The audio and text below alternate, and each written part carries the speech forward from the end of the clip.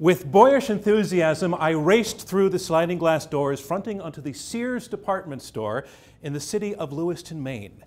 It was 5:27 in the afternoon.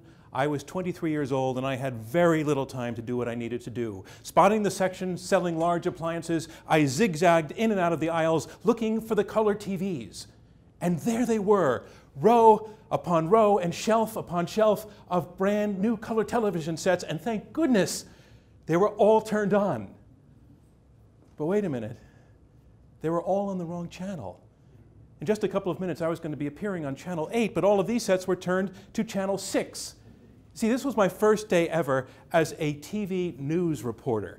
I had just been hired by WMTW-TV Channel 8 in the state of Maine.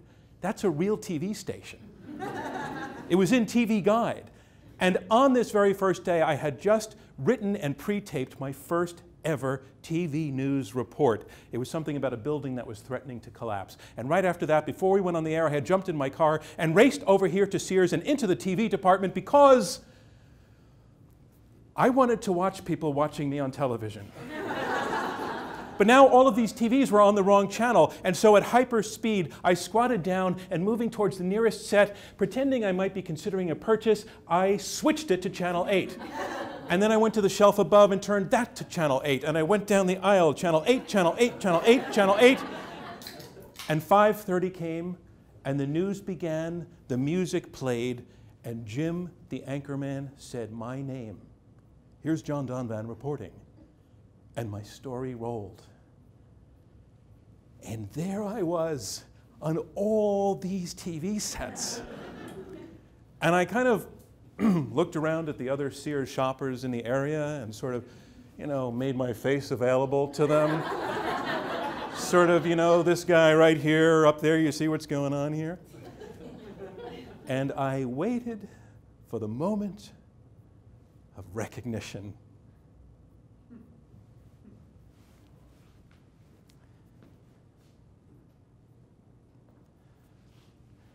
TV, being on TV, being inside the box, it was always more than just a calling for me. It actually fed some kind of deep need. And I'm not just talking like an addiction. It was more an antidote. It was an antidote to everything that ever bugged me about growing up in the same house as my dad. Like that whole deal with the Christmas tree. It is late on Christmas Eve, very late that afternoon. I am 12 years old. Up and down our tree-lined street in the city of Yonkers, New York, families have had their homes decorated for the holidays for weeks. The Christian families with gorgeously decorated trees in their front windows and lights twinkling from the eaves above. The Jewish families also, more modestly, but also helping to light up the evenings with Hanukkah candles that appeared in their front windows after the sun went down, each flame marking the passing of another day in an ancient calendar. And at our house, nothing. We're dark, decorationless. And this drives me crazy. And it's not because we don't celebrate the holidays. We do. We're Catholics. We do Christmas. It's just that this year, we're going to do it weird, like we always do. Weird means that late this afternoon, my dad grabs my brother and me and throws us in the car, and we go downtown to where the Christmas tree guy from upstate is just starting to pack up to go home for his own holiday, where the only trees left on the lot are those sad and gnarled and mutilated trees that nobody else wanted to buy. They're rejects. And my dad gets out of the car and he toodles over to the guy and he starts to haggle with him. He goes, hey, I'll give you $3. And every Christmas Eve it works. He gets like 98% off. This year, he left it so late that the tree we brought home is the mother of all reject trees. I mean, it is emaciated with clumps of needles falling out as though it has a sickness and branches missing up and down its length and on all sides. I mean, the only way we could decorate this thing is if we scotch tape ornaments to its bony spine. But my dad says, I got an idea. And he goes down to the basement and he comes back upstairs with a power drill and 2 hand saws and brings my brother and me over to a rear window of the house and points out to the backyard and goes, saw off some of those branches from those bushes out there. So my brother and I at this point, we're not very good with tools. We're hacking at these bushes. It's getting dark out inside the house. My dad's doing something with the drill already. I'm hearing, and I'm thinking to myself, are the neighbors seeing this Christmas Eve weirdness over at our house? We bring this stack of branches into the living room, drop them on the floor. My dad pauses what he's doing, says, hey, you did a good job. Then I can see what he's been doing. At this point in his life, he's young and strong. He's always been good with tools. He's got the tree up with one hand, and with the drill, he's going, drilling holes up and down its length. Then he turns to the branches. He goes, let me see. And he starts poking in around, a big one here, a little one there, creating a Christmas tree the way people build an artificial Christmas tree out of competing species. So the next morning, we celebrated Christmas around the world's first genetically modified Christmas tree, a Frankenstein tree. And I just wanted to be like everybody else. And these stunts by my dad made that so difficult. And it was around this age that this story took hold in my head, that because these weird things made my dad kind of weird, then by the transitive property of like father, like son, and by virtue of the fact that I was out on Christmas Eve hacking at a bush, then I must be kind of weird too. But TV was going to be the antidote, because in my mind, also at the same time, this story took hold that the lives lived by people on television, people on the news, characters in situation comedies, even people in commercials, that the world they occupied inside the box represented the opposite of weird. It was validation as normal. And how I came to that conclusion, that is my dad again. 3 things about my dad. First, he hated to see me watching television. Rot your brain. Ruin your grades. Keep you out of college. All of this scientifically proven, of course. As a result of this philosophy, TV was banned in our house through my entire childhood, 5 nights out of the week. And this drove me crazy and made me feel weirder still, because all the other kids in the neighborhood were watching hours of television. And the next day at the playground, they'd be playing games, and I'm trying to keep up with the storyline. I had no idea. Star Trek, they're talking about Captain Kirk and Lieutenant Uhuru and the bridge and the Enterprise. I thought it was some kind of naval drama. Because of this rule, I became obsessed with television. The second thing about my dad, he was not like the dads on TV. I'm talking about, Darren Stevens on Bewitched, or Rob Petrie on the Dick Van Dyke Show, or Greg Brady's dad. One of those dads who, puts on a suit and tie every morning and eats bacon and eggs for breakfast every day and heads off to work in a suit, kissing his aproned wife goodbye and patting the shaggy dog on the head and walking out the door saying, I'm going to be bringing the boss home for dinner tonight because he has to land the big account. Oh man, the big account, it sounded so cool. I had no idea what it meant. My dad never landed the big account. And in fact, he never really had a career that he took all the way. During the years that my brother and my sister and I were growing up, he worked in sequence as a merchant seaman, a garage door salesman, a New York City firefighter, a junior high school English teacher, and a high school guidance counselor. And then there were the careers that he actually studied up for and dreamed about but never did. They included commercial printer, forest ranger, and home builder. In fact, he actually did build one house. It was the first house I ever lived in as a child. It took him 3 years to do it because he did it all by himself. It was 2 stories with a full basement, and it still stands today in the East Bronx, New York, which is so cool. But I wanted a TV dad. I wanted, one of those dads who was talking about sports all the time and flipping burgers in the backyard with the big chef's hat on, and who drank the beer that was advertised on TV commercials. My dad did none of those things. His hobby was reading books. And if anything was advertised in a TV commercial at all, on principle, my dad would not buy it. My father wore the same shoes for 15 years. He polished them every night. I saw him do it. He got them resold when they wore out. He drove the same bottom-of-the-line Plymouth for more than 20 years. He fixed it himself when it broke down, and that was often in the later years. He was frugal to an extreme, which explains the Frankenstein Christmas tree. And those families on television always had the most perfect Christmas trees. The third thing about my dad is that well into his life, well into middle age, he was lean and dark and had these kind of superhero good looks about him. And I wanted to complete that picture by getting him to talk to me about his experiences in the war. And like all of the dads in our neighborhood, he had served in World War II. All of those other dads would talk about it to their kids a lot. And they would go down in the basement and bring up, German helmets and Japanese imperial swords and tell the stories. My dad, I knew that he had served on ships in the Navy, in the North Atlantic and the Sea of Japan, but that was it. He wouldn't talk about it. So I'm 8 years old in this conversation. So, Dad, you were on ships in the Navy? Yeah. Did you do your homework? Yeah, I did. So did you ever kill anybody? No. Did you do your math? Yeah. So was your ship ever torpedoed? No, not mine. And that was it. My dad had a way of sending out a powerful signal that said, do not ask. A no-go zone. And it wasn't just there when talking about the war. I mean, if there was serious sickness in the family, we were not to discuss it. If he came home with a dent in his 20-year-old car, I was not to ask how it got there.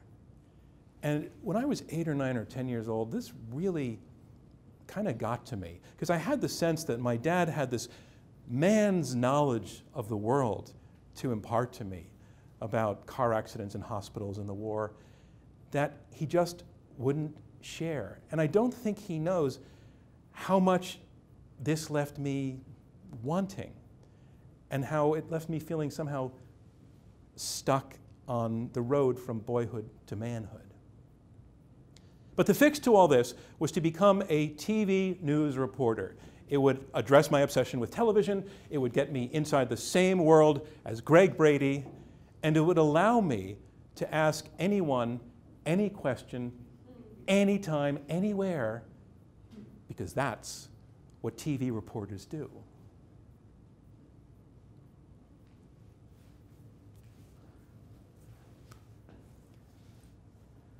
So I had all of the TVs in Sears turned to me. And I start looking around at the other Sears shoppers to see what their reaction's going to be. And I get nothing. Nobody's paying the single bit of attention.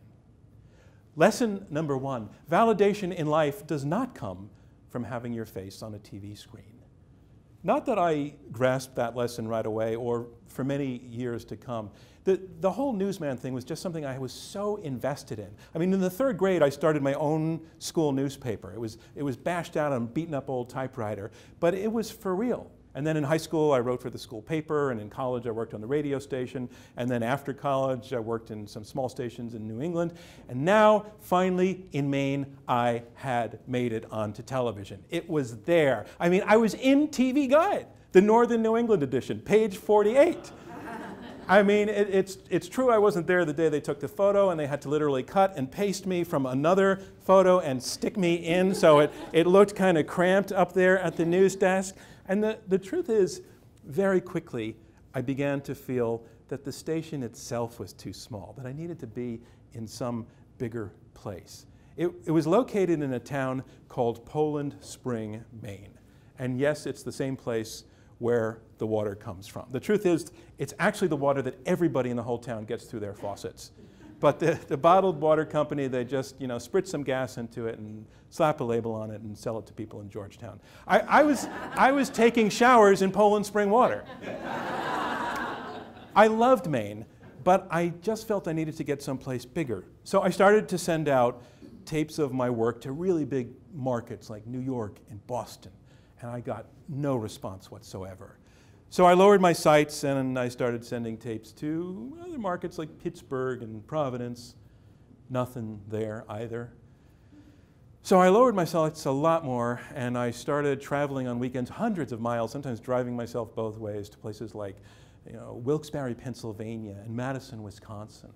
I mean, these guys at least had the courtesy to send me back a large collection of rejection letters, like the one I got from the news director, Tom, in Madison, Wisconsin, who wrote, "Dear Mr. Donvan, thank you for your interest. I regret to tell you that someone else has been selected." I don't think he regretted it all that much. You know, I had a friend from college named Mark who'd gotten a job doing promotions at a big station in Philadelphia. It's a big market, and he got me in there to see the news director. I had my interview with him, and after I left, the news director called Mark in. And he said, "Mark, I think you should tell your friend John, sincerely, to find some other line of work. He's just got zero screen presence, and I don't think he's ever going to get any." So there I was in Maine, unrecognized in Sears, zero screen presence, flushing my toilet and watching Poland spring water go round and round and round. And then a miracle happened.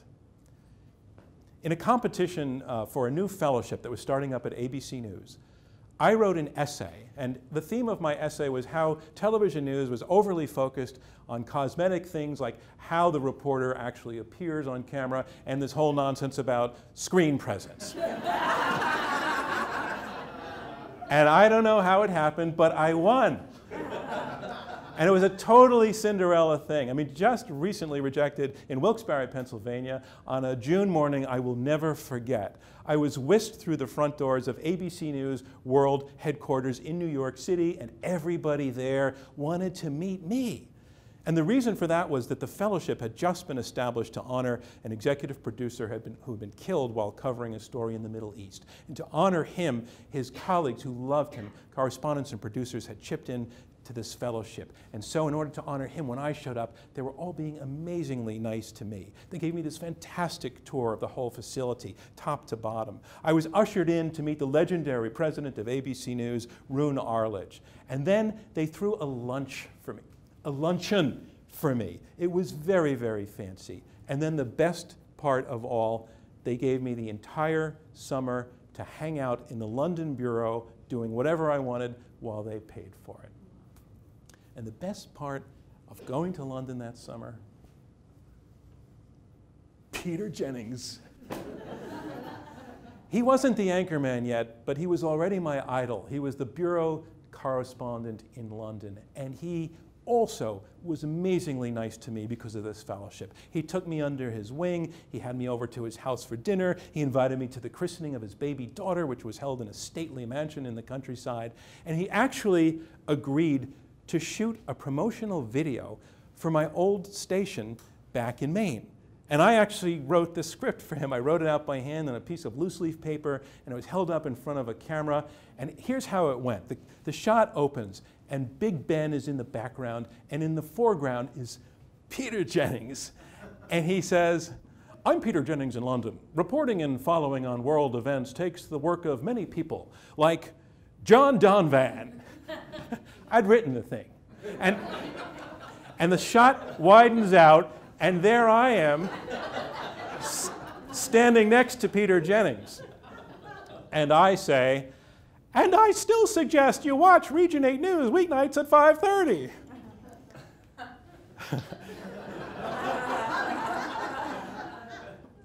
I still suggest. You know, maybe that guy in Philadelphia was right. Maybe I didn't have much screen presence. You see, the thing is, when I was 24 at this point, when I was 24, I was still kind of a boy. And not everybody is. Some people are men by 24, but I was not one of them. And I sensed that about myself. I had that deep sense that I was lacking man knowledge about the world, and that I was stuck on the road from boyhood to manhood, and that I was just very naive about how everything worked.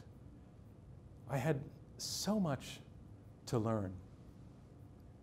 For example, on that Cinderella day that I was flown from Maine to New York City and given the great tour of ABC News headquarters, late that afternoon, about 20 minutes before the news was going to go on the air, I was led down to this special production center that was literally 2 floors below street level. And it was dark and noisy, and people were running around. It was like going down inside the engine room of a battleship. And with about 17 minutes to go to air, it's just getting frenetic. And it's cut up into these little glass booths. And inside each booth, people are frantically putting together the stories for that night's broadcast. And they're shouting things to each other like, "Where's the tape? Where's the tape?" And "Get me Cairo. I lost Cairo on the line." And "This audio sucks. This audio sucks." And I'm thinking to myself, wow, this is where the news comes from. I felt like Charlie in the Chocolate Factory.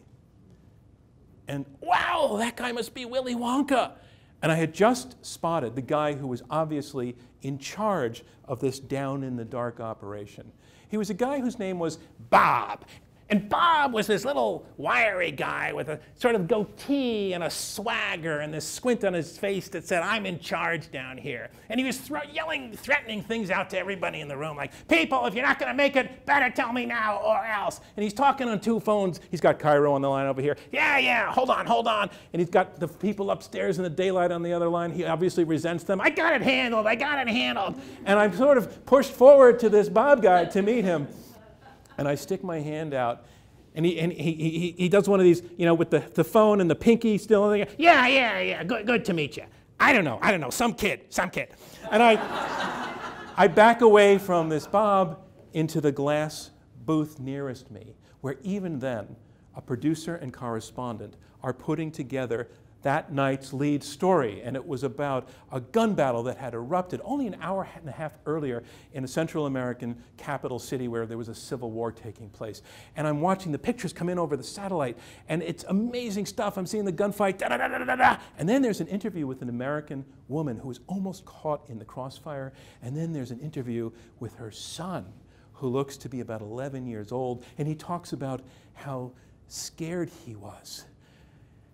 And this living history unfolding in front of my eyes on these little TV screens, even as it's still coming in, and this videotape editor, I mean, the guy was at the network level. He's a maestro at how quickly he's rendering these images into a coherent narrative just by pushing a lot of buttons and rewinding tapes. It's like push, snap on the joystick, rewind, creating a TV story that America would see in now only like 11 minutes in all of its truth and accuracy and journalistic importance in history, making this. And I think of this kid who just gets to me. He was so genuine and emotional. And the thought comes into my mind, wow, what a great business I'm going into. And then suddenly, Bob was standing behind us. And he goes, "Let me see the story." He wants to see it before it rolls. "We're on the air in 8 minutes. The editor, rewind, snap, push, poof.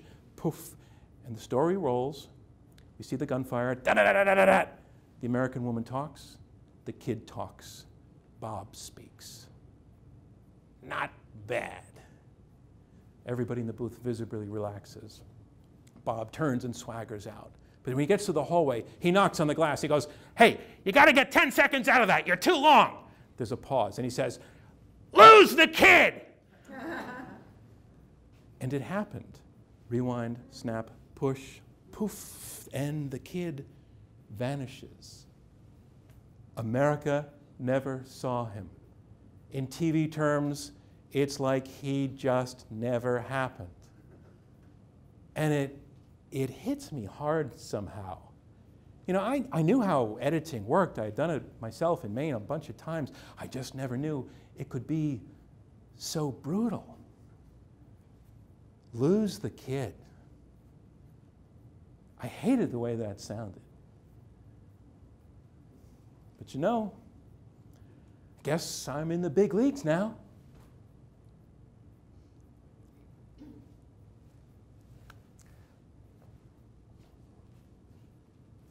So I had made it. I did that summer in London. It was fantastic.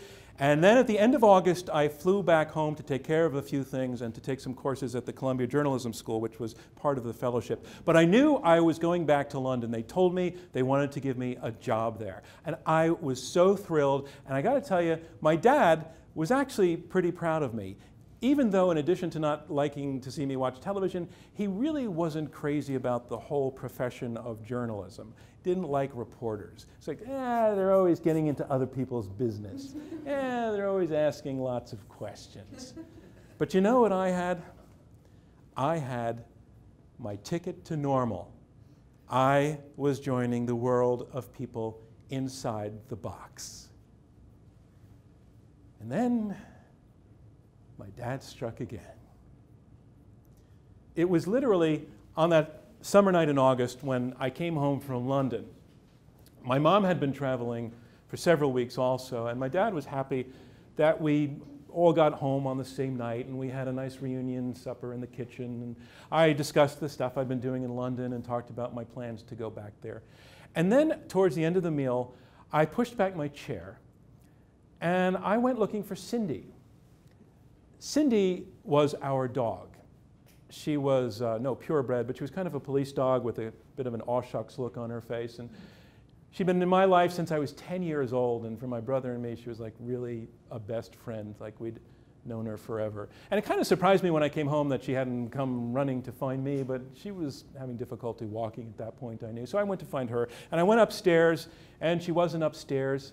So I looked all over the first floor, and she wasn't in the first floor, and then I went down to the basement, and I looked for her there, and it was down in the basement that I was suddenly overtaken by something that I can only describe as instinct, that Cindy, the dog, was dead.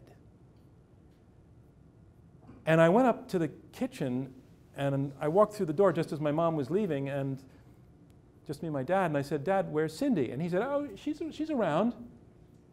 And I said, "Yes." And just then my mom walked back in, and he said, "We'll discuss later." Now here's the thing about not having the right man knowledge. My heart was telling me that Cindy the dog was dead. My dad was telling me, she's around. Men listen to their hearts. But my dad's response, combined with the implied message that I had pushed into a no-go area, landed me right back in boy world. In fact, I kind of breathed a sigh of relief to learn that I was wrong and that Cindy the dog was fine. She wasn't fine. She was dead. We just weren't going to discuss it. Not just yet.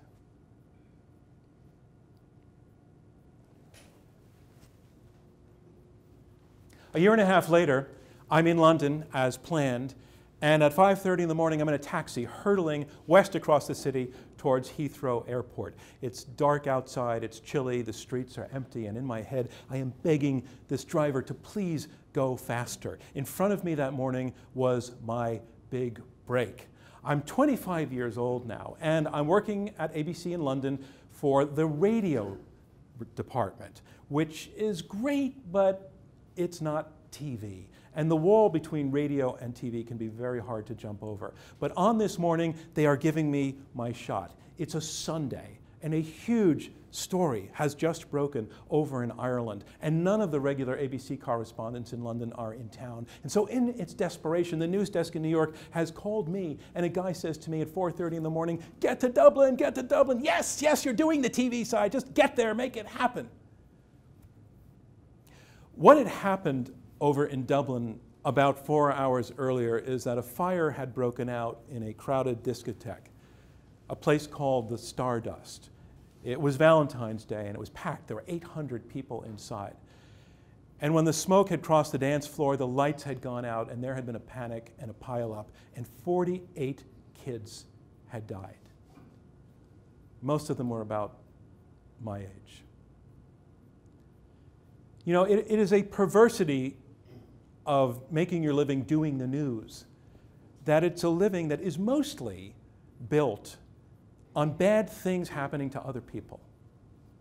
War, devastation, corruption, crime, pain, loss, fear, impeachment, shame, failure, tears, blood. It's very uplifting. You know, there are other professions that make their livings on bad things happening to other people, lots of them. ER doctors, police officers. But in the news business, there is this rush that you get when badness really raises its ugly head. I mean, at that dawn hour, over in Ireland, There were families that even then were frantically phoning around to hospitals trying to find out, hoping that their kids were burned but alive rather than dead and in the morgue. And I was in a cab in London saying, yes, I'm going to be in the show! Because that's what we called it, the show. That's what I said to my mom and dad when I landed in Dublin and phoned them from there. I said, Mom and Dad, I'm going to be on the show tonight. Because I did make it to Dublin. I made the flight. And I was met there by a producer, a British guy who had been sent ahead, named Paul, who had a lot more experience than me and rather resented that he was being made to work with this kid. But I decided I'm going to do everything this Paul guy tells me because this is my shot. So we spend the day shooting pictures for the story and doing some interviews, and then late in the afternoon he says to me, right, one more thing we need, isn't there? And I shift my voice into a lower register to feign competence and say, yeah, what are you thinking? Grieving relative. And I said, yeah, what's your game plan there? And he said, I got the name and address of one of the girls who died in the fire, and we're going to go to her house. You'll knock on the door and ask them to come outside for an interview.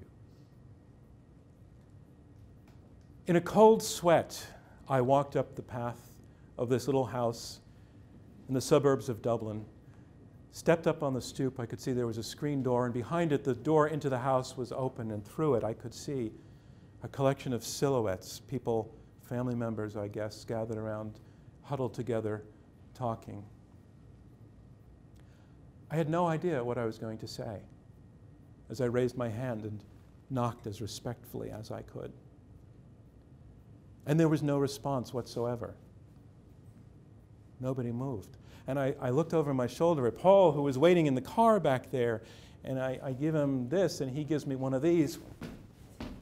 So I pound hard on the door, and I see all of the silhouettes pivot towards me, and one of them rises and approaches the screen door, and a face comes into view behind the mesh. It's gray, a mustache, sideburns, bloodshot eyes. Yes? And I am paralyzed by two things that hit me at that moment, maybe not quite consciously, the first one, and that was the sense that I had just stumbled into one of those no-go zones that my dad had always pushed me out of, other people's trouble. And this was the worst kind of trouble. And the other thought that was making me freeze much more consciously was that this was no show. And this was wrong, that some American kid should be bothering an Irishman in his grief so that he could be on the show. Yes, I'm from American television, and no, thank you. He cuts me off. No, thank you. I just came from identifying my daughter's body at the morgue. So no, thank you. He turns, and he becomes a silhouette again. And I turn and walk back towards Paul to tell him that I failed. And what had I lost? Some innocence. I guess I'd wanted that. But I also lost my shot at the show that night. When my story was sent in, the executive producer looked at it and he dropped it from the broadcast. It didn't run. It didn't have a grieving relative. And I got word that he felt that this American new radio kid in London didn't have much screen presence. That night, before I got into bed at a hotel near Dublin Airport, I told myself that I would never, ever knock on one of those doors again. I never have. And I don't know if it's because I won't or because I can't, or if it's because some part of my dad's sense of privacy actually took root in me that has always fought the TV reporter part. Here's what I believe. Yes, the people have a right to know, but they don't have a right to know everything. Not everything should be on television. And figuring that out for myself, I think I grew up a little bit that night.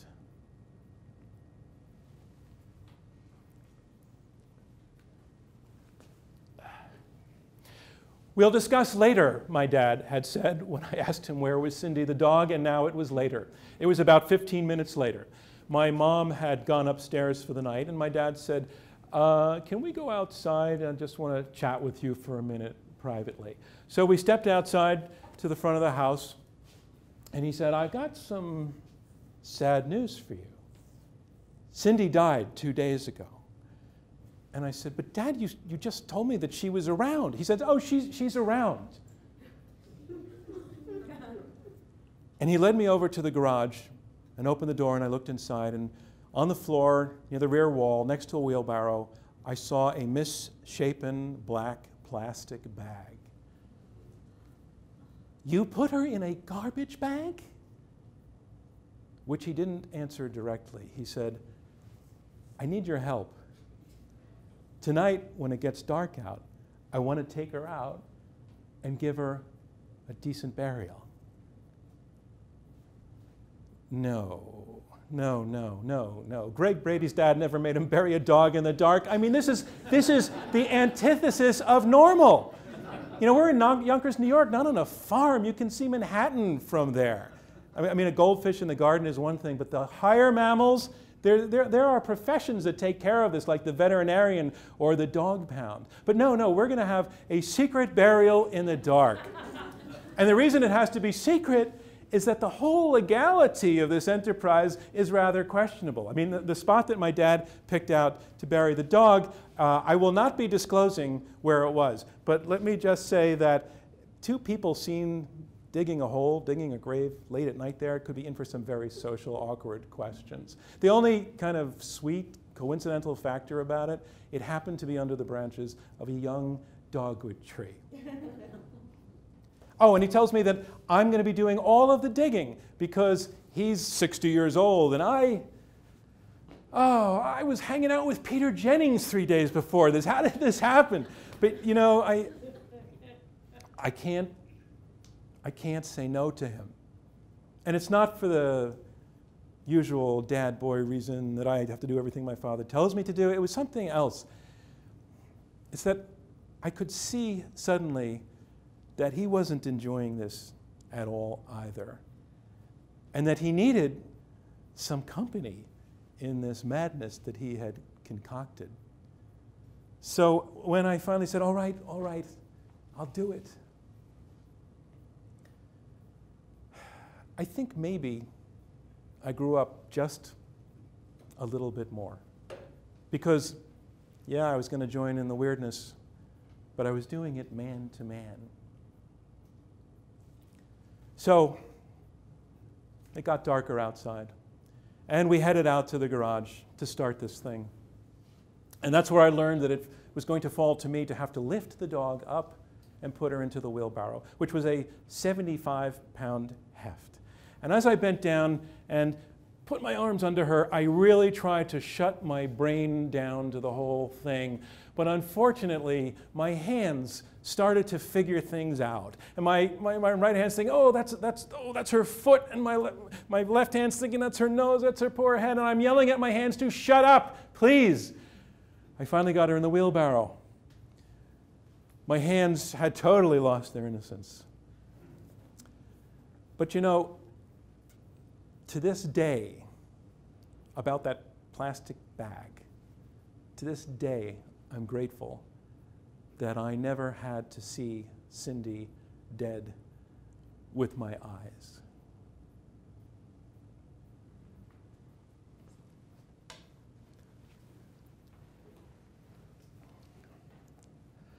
I saw my first war dead when I was 27. I was working for ABC News television in Jerusalem. I had made it in TV. And they were often sending me up north to Beirut, Lebanon, which was in the midst of a years-long civil war. A lot of reporters like covering war. I was not one of them. And I had this conflict that started in my head. You know, I had already done 1 or 2 tours of duty, but I had not actually seen a dead body.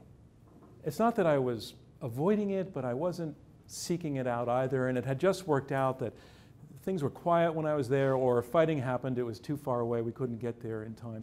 And this two-sided conversation starts taking part in my head, and one side saying, you know, you're telling everybody you're a war correspondent, you really should go find a dead body and look at it. And my other side says, I don't want to do that. And the other side says, well, you really should. And the other side says, that's sick. You know those people who postpone having sex for the first time until the right person comes along, but then they wait so long that the fact that they've never had sex starts to become an obstacle to them ever having sex in the first place? That was kind of the shape of my dilemma. I was a dead body virgin, and it had gone on for too long. Well, finally I lost it. One day we were driving around, my crew, producer and I, and we heard there had been a gun battle about a half a mile away. Stepped on the gas, we got over there. It was over by the time we got there. The fighters had scattered, but there were 2 dead guys by the side of the road, about 45 yards away from where we parked, surrounded by a crowd of civilians. So this was it. And I stepped out of the car, cold sweat again. And as I approach, I can see through the shoulders of the crowd that these were really just kids. Teenagers. One of them didn't even have shoes on. I was approaching at the end where their feet were pointing at me. The other guy had sneakers. As I pushed through the crowd, I could see it was blue jeans and a t-shirt, and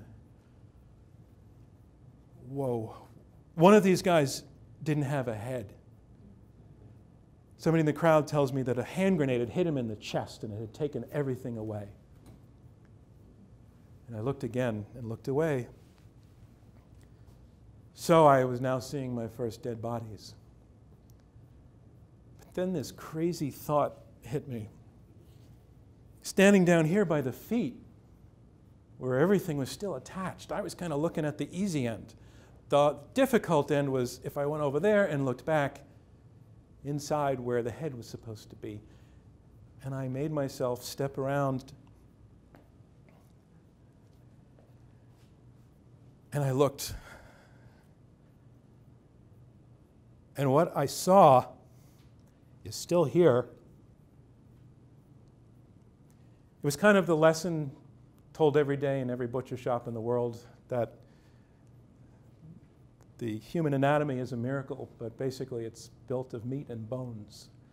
And it's bothered me so much. It haunted me. I couldn't eat meat for a long time, and I had dreams about this, and I did not want to think about it, and I did not want to talk about it. Just like this guy I knew who'd been on ships in the Navy in World War II.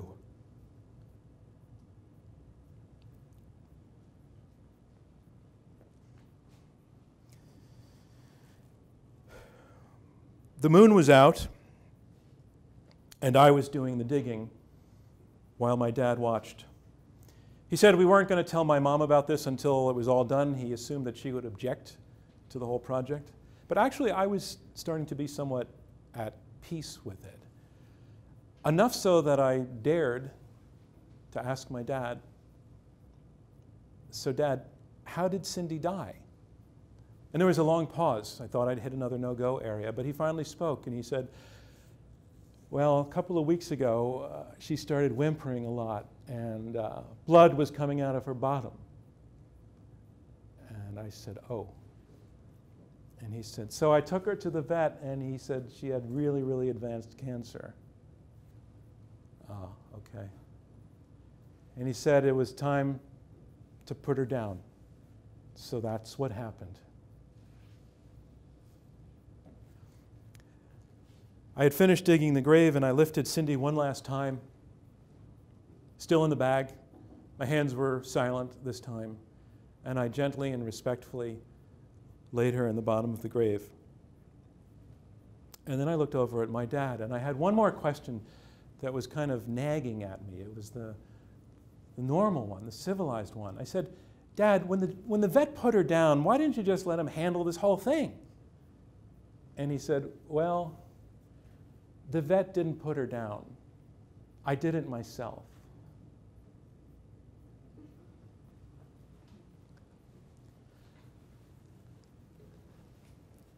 As the Cold War was ending, I was stationed in Moscow as I watched our enemy of the last 50 years, the Soviet Union, collapsed all around me. I was in Red Square the night that the Soviet flag came down for the last time. And now there were rumors that the Russians were going to starve. These were wildly exaggerated, but the story was out that they didn't have enough food for the winter. And Western governments and food organizations and churches all over the world rushed to get shipments of food across the border into Moscow. It just felt good to be coming in to rescue the former enemy. It felt magnanimous and conciliatory and kind of satisfying to be on the giving end of this transaction, to know how grateful the Russians were going to be. Late one afternoon, on very short notice, I got a very specific assignment from the ABC News desk. Find one Russian person getting some of this aid and get the gratitude on camera. Fortunately, we had, working in our bureau, a terrific producer who had lived in Russia for years, whose name was Sarah. She knew everybody. And through a friend of a friend of a friend, she found out that there was a woman living not far from our office who had just received some of this aid a few days earlier from a West German aid organization. So West German, it's not perfect, but you know, we don't have much time. So we head over to her place. And it turns out the woman is perfect. She's about 80 years old. She had lived through the Russian Revolution, the Stalinist purges, the Second World War, and now in this moment of her nation's freedom, she smiled at us sweetly as we set up our camera gear. Not that she could see us, because in her round little face with pink cheeks and cotton white-like hair, she had these clear, beautifully clear blue eyes that a few years earlier had given out on her due to old age. She was blind. But there was just something really beautiful in the way that when she talked about her life and her family, her hands actually found the photographs on the wall that she had pasted up of all of these people years ago. And it was almost as if her fingers were caressing their faces as she talked about them. I mean, this was perfect. So we filmed her, we talked with her about her life, she showed us the food she got from the West Germans, and then, bingo, she said she was grateful. We had it. As we're packing up our gear, Sarah, the producer, who was a most generous soul, leans in toward the old lady and kind of sidles up to her and pulls up her purse and takes out of it some cans of food from her own kitchen and gives it to the old woman. And the old woman's eyes just fill with tears. And she says, "Thank you. Thank you so much." And it was such a great moment. But our camera was packed up. So in TV terms, it's like it just never happened. But I am here as a witness to tell you exactly what happened next. The old lady put the food aside, and she wiped her eyes dry, and she leaned into Sarah, and she said, "I just want to thank you for giving this to me in person." Sarah said, "Of course, why?" And she said, "Well, the other day, the Germans left some more food for me outside my door, and they stole it." And Sarah says, "What?" The old lady, "They stole it, they stole it." Sarah, "Who stole it? Who stole your food?" And without missing a beat, the little old lady says, "The Jews! The Jews are always stealing everything in Russia." Dilemma. I now have the makings of two non-overlapping stories. Russians getting the food that need it, anti-Semitism alive and raging in Moscow. It could not be both in the 1 minute and 45 seconds that ABC would be giving to tell my story on the air that night. I could not go on in my newsman voice and say, "And as the old woman received gifts of food, tears filled her clear blue, Jew-despising eyes." Here's what I was learning then and would continue to learn through years of going out in the world and finding and reporting stories. Stories never just exist all by themselves. Stories are always a set of choices made about how to connect the dots. And there are always a million ways. That night, viewers of my 1 minute 45-second report on ABC met and felt sympathy for a little old Russian lady grateful for the food she got from the Germans. They did not meet the Jew-hating bigot. In TV terms, she just never happened. I just didn't have time to find anybody else. Which has what to do with me and my father and a dog in the dark? Well, when we last checked in on that story, I had Cindy the dog down in the grave. I was starting to shovel earth back onto it. I was a whingy post-adolescent trapped with the feeling that I was weird because my dad was weird. Oh, and he had just told me that he had murdered the family dog. But that, as I was to learn over and over again in my real life, is just one way to connect the dots. Here's another. My dad knew how it sounded that he told me that he had put the dog down himself. And as we finally walked away from the dogwood tree and headed back to the garage, me pushing an empty wheelbarrow and he carrying the shovel over his shoulder, he surprised me by beginning to speak. He was explaining.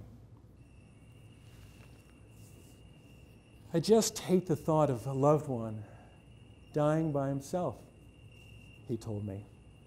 And then he told me something I didn't know, that a few years earlier, when his dad, my grandfather, had died, he had been in the hospital being treated for diabetes, and he happened to die while everybody else was out of the room.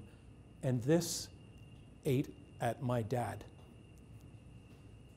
He just didn't like the idea of the institutional rules of dying. I just hate the whole cold and personal machinery of it, he said. And so he took Cindy the dog home to die.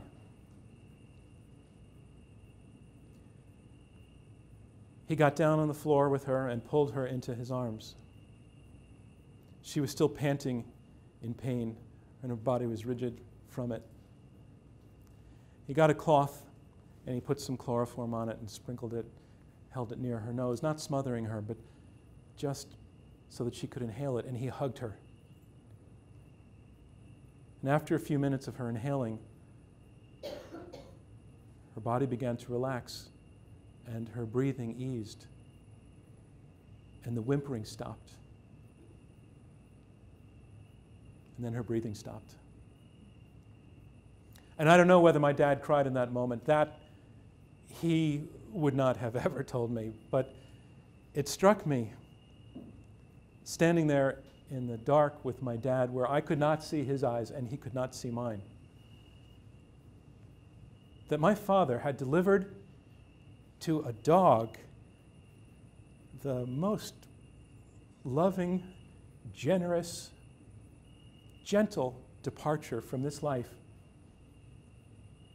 that any of us could ever hope for. My dad died in 2004. At his funeral, I told the Christmas tree story. I did not tell the dog story. I was still connecting the dots on that one. But I have it now. What my dad did that summer was so crazy and yet so loving that it's where I finally began to see him in his full complexity, not as some cartoon character of dad that he failed to live up to, but as a man. It's where I began to understand that the story of my dad was far more complicated and nuanced than I might ever have been able to understand, capture, or comprehend. And in an important way, important because it's where I was just starting my own journeys out into the world to tell stories, it's where I began to lose that sense of myself as a perennial boy. Because if my dad could be more than just dad, but a man fully fledged, then I had a shot too at being a man fully fledged. That night that I did all the digging and helped my dad get through it, I finally started to feel like a man. And the nice thing now, it's knowing that there is a dogwood tree out there whose location I will not be disclosing, that draws its life from the very earth in which my dad and I laid Cindy the dog to rest.